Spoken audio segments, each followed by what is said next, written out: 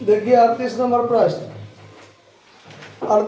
38 से लेके 44 नंबर प्रश्न तक जो है ये है विविध बोर्डों के प्रश्न, यानी जैसे बिहार बोर्ड के अलावा भी अलग अलग स्टेट का बोर्ड है ना, सब उस सब में पूछा गया हुआ प्रश्न है। ठीक है, देखिए 38 नंबर प्रश्न बहुत इजी है, 2 मिनट का प्रश्न है।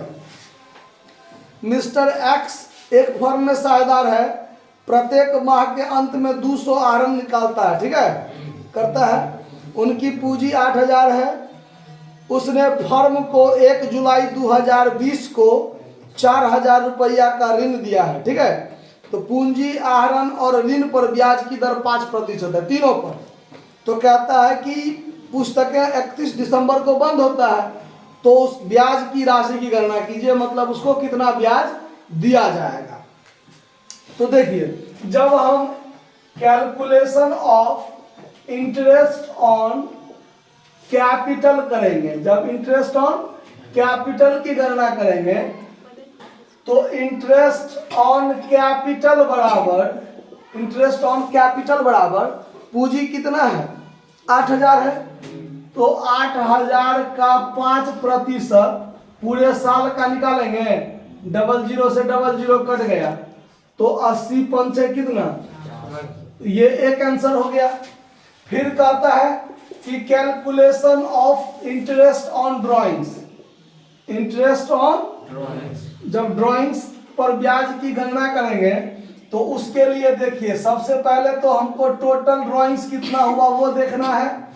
तो 200 रुपया प्रत्येक महीना निकालता है, तो 12 महीना में कितना निकालेगा, 2400 रुपया निकालेगा। उसके बाद प्रत्येक माह के अंत में निकालता है, तो इसके लिए जो मंथ का प्रयोग करेंगे हम, वो n-1/2। तो 12 में से 1/2 गया, 11/2 यानी 5.5 महीना का ब्याज लगेगा।